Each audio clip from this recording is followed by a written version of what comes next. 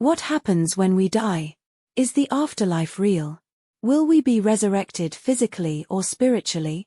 In Resurrection in the Qur'an, Ayatollah Ibrahim Amini explores one of the most profound topics in Islamic theology, life after death and resurrection, al-Marad.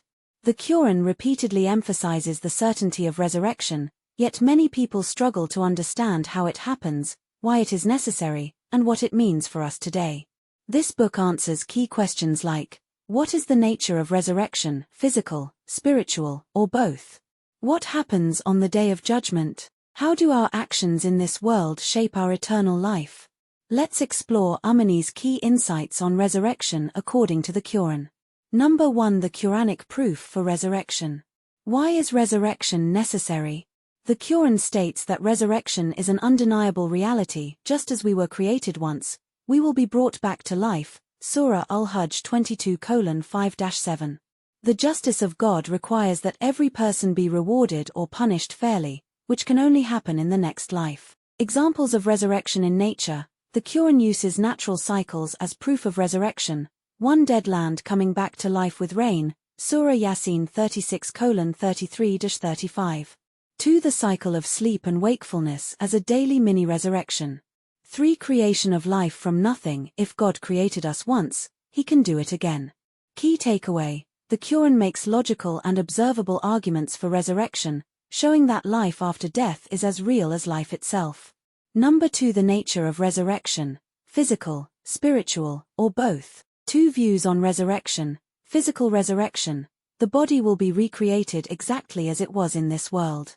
Spiritual resurrection. Only the soul survives, while the body is left behind.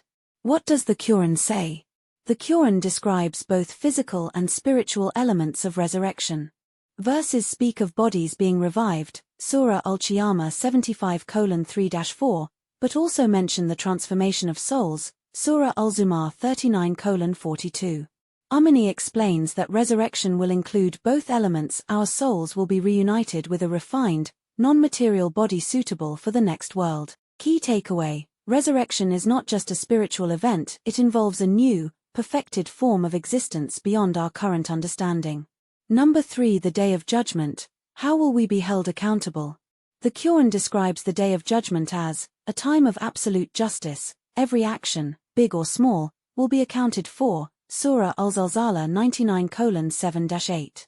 A day of great shock. The earth will shake, the mountains will crumble, and people will be raised from their graves. Surah Al-Haqqa 69:13-18. A moment of separation. The righteous will be rewarded, and the Avilders will face the consequences of their actions. Surah Al-Waqi'ah 56:7-12.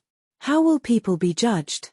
Our own bodies will testify, hands, feet, and even skin will speak about what we did. Surah Fussilat 41:20-23. Nothing will be hidden, even our thoughts and intentions will be judged. Every soul will see the truth. The reality of our deeds will be made clear before us. Key takeaway. The Day of Judgment is not just a metaphor, it is a reality where absolute justice will be established. Number 4. Heaven and Hell, Eternal Destinies. Heaven, Jannah, the reward for the righteous, a place of eternal peace, joy, and closeness to God.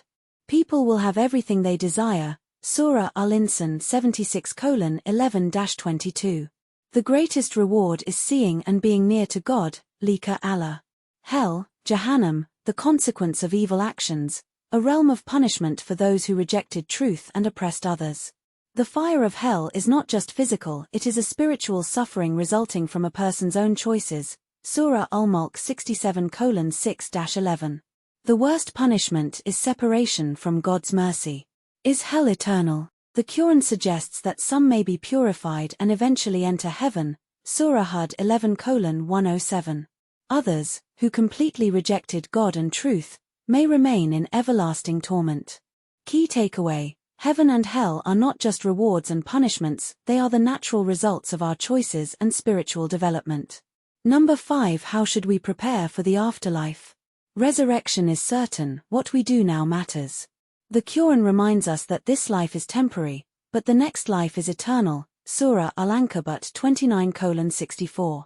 Our actions, intentions, and faith will determine our destiny in the afterlife. Practical steps for preparation. 1. Strengthen your faith. Deepen your connection with God through prayer and reflection.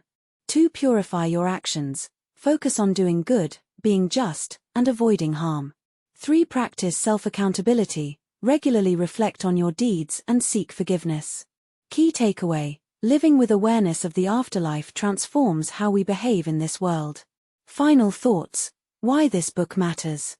Ibrahim Amini's Resurrection in the Qur'an is a powerful guide to understanding life after death from an Islamic perspective. 1. The Qur'an provides logical and observable proofs for resurrection. 2. Resurrection will be both physical and spiritual.